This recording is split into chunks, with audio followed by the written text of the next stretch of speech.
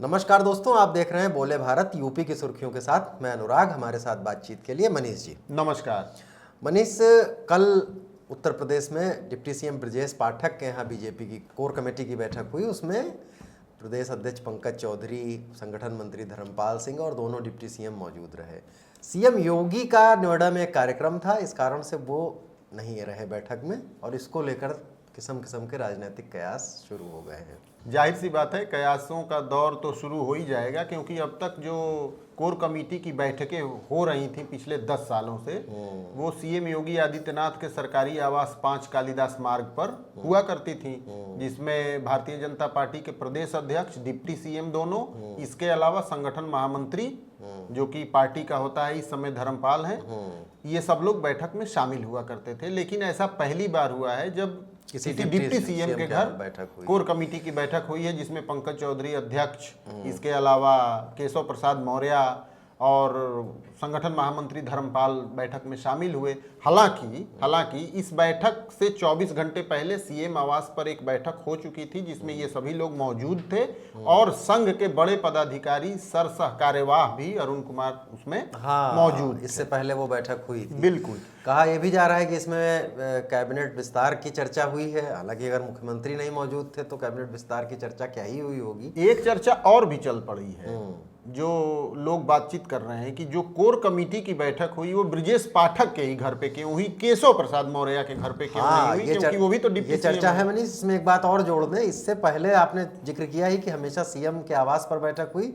एक बार की ये बैठक होने के बाद डिनर जरूर केशव के यहाँ हुआ था, लेकिन बैठक कभी नहीं हुई। बिल्कुल। तो ये भी चर्चा जो चल रही है वो, देखिए, कैबिनेट विस्तार को लेकर इस तरीके से बैठक होगी, इसमें कोई दम नहीं है, कोई तथ्य नहीं है। कैबिनेट विस्तार तो क्या फाइनल लिस्ट एक बन सकती है, फाइनल उसे दिल्ली के भाजपा कार्यालय से ही होना है, जिसमें नरेंद्र मोदी और अमित शाह, इन दोनों लोगों से चर्चा के बाद ये सामने आएगा। लेकिन चूंकि कैबिनेट विस्तार की चर्चा बहुत तेजी से चल रही है, इसलिए तो हर बैठक को, हर मीटिंग को उससे जोड़ा जाता है। चलिए अगली खबर पर आते हैं। अखिलेश यादव ने भारतीय जनता पार्टी कई राज्यों में लगातार जो लोक लुभावन स्कीम्स वगैरह देती रहती है, शायद उन्होंने चुनाव की तैयारी में पहले से ही कह दिया है कि जो हम पहले समाजवादी पेंशन वगैरह या जो भी दे रहे थे वो तो देंगे ही, 40,000 रुपए अलग से महिलाओं को देंगे। इसको लेकर प्रतिक्रिया आनी शुरू हो गई है। अब चुनाव आ रहा है तो इस तरीके की घोषणाएं सभी करते हैं। बिहार विधानसभा के चुनाव में आपने देखा था कि किस तरीके से सबको राष्ट्रीय जनता दल ने भी अनाउंस किया था कि वो महिलाओं को क्या सरकार बनने के बाद राहत देंगे। इसी क्रम में अखिलेश यादव को भी देखा जा सकता है, लेकिन अभी तो अखिलेश यादव ने 40,000 रुपए महिलाओं को देने की बात कही है ना सपा सरकार बनने में। जरा एक बार भारतीय जनता पार्टी को इस मोड में आने दीजिए, क्योंकि जो मानक स्थापित किया है भारतीय जनता पार्टी और जनता दल यूनाइटेड ने बिहार में, वो सबसे परे रहा है। और यूपी का चुनाव तो भारतीय जनता पार्टी के लिए सबसे अहम है, क्योंकि उसे हैट्रिक लगानी है और तीसरी बार यहाँ सरकार कायम करनी है। तो भारतीय जनता पार्टी की घोषणाएं अखिलेश यादव घोषणाओं से बहुत पार जाने वाली हैं। इसमें कुछ प्रतिक्रियाएं भी हैं, वो भी सुन लेते हैं। बिल्कुल, किसका क्या कहना है। जैसे पंकज चौधरी ने कुछ कहा है और यूपी के मंत्रियों ने कुछ कहा है। अगली खबर पर आ जाते हैं। संजय निषाद ने कल गोरखपुर में मछुआ रैली की। उन्होंने तमाम सारी बातें की और बातचीत करते करते रैली में अपने भाषण के दौरान वो भावुक हो गए और रो पड़े। उन्होंने कहा कि अनुसूचित जाति में हमारा था और हमारे को तो सपा बसपा सबने ठगा, भाजपा को निषाद समाज का हक देना पड़ेगा। उन्होंने इस बात की भी मांग की कि जो है उनकी पार्टी को एससी में लाना चाहिए। ओबीसी में तो उनको सिर्फ इसलिए कर दिया गया है कि नदियों के किनारे बड़े शहर हैं, नदियों के किनारे ज़मीन कब्जा करने में दिक्कत होती थी जो वो अनुसूचित जाति में हुआ करते थे। और वो 23 क्या चुनाव की तैयारी माना जाए, दबाव की राजनीति माना जाए, या फिर ये निषाद समाज के लिए वाकई चिंतित है संजय निषाद? देखिए, देश के कई राज्यों में निषाद समाज को शेड्यूल कास्ट में शामिल किया गया है, वो उसी श्रेणी में है। इस बात में तो कोई वो नहीं है। संजय निषाद ने जो रैली में बोली कि देश के कई राज्यों में उनको शेड्यूल कास्ट का दर्जा हासिल है, तो वो है, लेकिन यूपी में वो दर्जा हासिल नहीं है। और इसके लिए पिछले 20-25 सालों में यूपी में जितनी भी सरकारें बनी, मुलायम सिंह की सरकार बनी, अखिलेश यादव की सरकार बनी, मायावती की सरकार बनी, योगी आदित्यनाथ की सरकार बनी, सब सरकारों ने इस दिशा में, किसी ने नोटिफिकेशन जारी किया, किसी ने केंद्र सरकार को ड्राफ्ट प्रपोजल भेजा, सब कुछ भेजा, लेकिन कुछ सरकारों ने नोटिफिकेशन इसे लागू करने की कोशिश की, लेकिन हाईकोर्ट ने उसे क्वैश कर दिया, क्योंकि ये राइट पार्लियामेंट को है।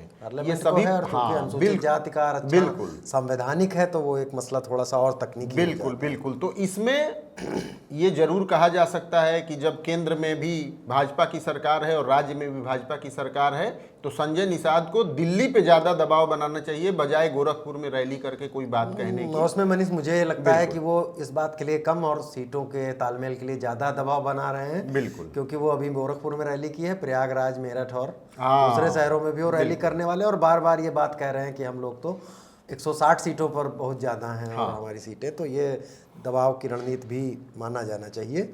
और इसी बीच अपना भाजपा के दूसरे सहयोगी ओपी राजभर साहब, उन्होंने, मंत्री भी हैं पंचायती राज के और अपने बेबाक बोल के लिए जाने जाते हैं, उन्होंने ओवैसी की तारीफ की है। हाँ, उन्होंने कहा है कि मुसलमानों को सभी पार्टियों ने सिर्फ वोट बैंक के तौर पर इस्तेमाल किया है, उन्हें ठगा है, उन्हें स्टेक होल्डर नहीं बनाया, सत्ता में भागीदारी नहीं दी। इस बात को लेकर वो बोल रहे थे। उन्होंने कहा कि असदुद्दीन ओवैसी अल्पसंख्यक कम्युनिटी की शिक्षा और उनके हेल्थ को लेकर जो काम कर रहे हैं, वो वाकई में बहुत अच्छा काम कर रहे हैं। अब देखिए, चुनाव नज़दीक आ गया है, तो जो इन दिनों में सबसे ज़्यादा जिसकी निष्ठा परिवर्तित होते हुए दिखी है, वो है सुहेल देव भारतीय समाज पार्टी और उसके अध्यक्ष ओम प्रकाश राजभर। अभी अरुण राजभर ने बोले भारत से स्पेशल बातचीत में क्या कहा था, वो पहले सुन लेते हैं। अभी थाने पर कोई चला जाए, अधिकारी बिना पैसा लिए मुकदमा नहीं लिख रहे हैं। तहसील पर चले जाइए, जमीन का कोई झगड़ा लेके चला जाए, बिना पैसा लिए जमीन का हल्ला नहीं निकाल रहे हैं, लेखपाल कानून को लूट के खाली कर दे रहे हैं जनता को। तो आप समझिए कि लेखपाल, तहसीलदार, एसडीएम और दरोगा ये लूट रहे हैं जनता को, जनता के भावनाओं के साथ अन्याय कर रहे हैं। सरकार हमारी ये नहीं करे कि आप भ्रष्टाचार करिए, सरकार ये कह रही है कि आप जनता के साथ न्याय करिए। अगर ये कर रहे हैं अन्याय, ऐसे लोगों की जिम्मेदारी किसकी है कार्रवाई करने की? हमारी है। तो ये चीजें सरकार में जो गलतियां हो रही हैं जिन अधिकारियों के द्वारा, उन अधिकारी खुद नहीं चाहते हैं कि योगी महाराज सरकार में बने रहें। ये अधिकारी साजिश रच रहे हैं, क्योंकि उनकी मानसिकता साइकिल से जुड़ी हुई है, उनकी मानसिकता पंजे से जुड़ी हुई है। अब देखिए किस तरीके से ओपी राजभर असदुद्दीन ओवैसी की तारीफ कर रहे हैं और अरुण राजभर योगी सरकार पे निशाना साध रहे हैं। तो इसको एक पॉलिटिकल स्टंट के रूप में तो देखा ही जाना चाहिए। जैसा कि आपने पहले बताया कि संजय निषाद किस तरीके से सीटों की बार्गेनिंग को लेकर काम कर रहे हैं, उस दिशा में भी सुभाषपा का ये कदम हो सकता है। कुछ तालमेल भी है, रैलियों में एक दूसरे की जा भी रहे हैं। हाँ, बिल्कुल बिल्कुल। इसी के साथ यूपी की सुर्खियों को आज विराम देते हैं। कल फिर मिलेंगे नई सुर्खियों के साथ। नमस्कार, धन्यवाद, देखते रहिए बोले भारत। नमस्कार।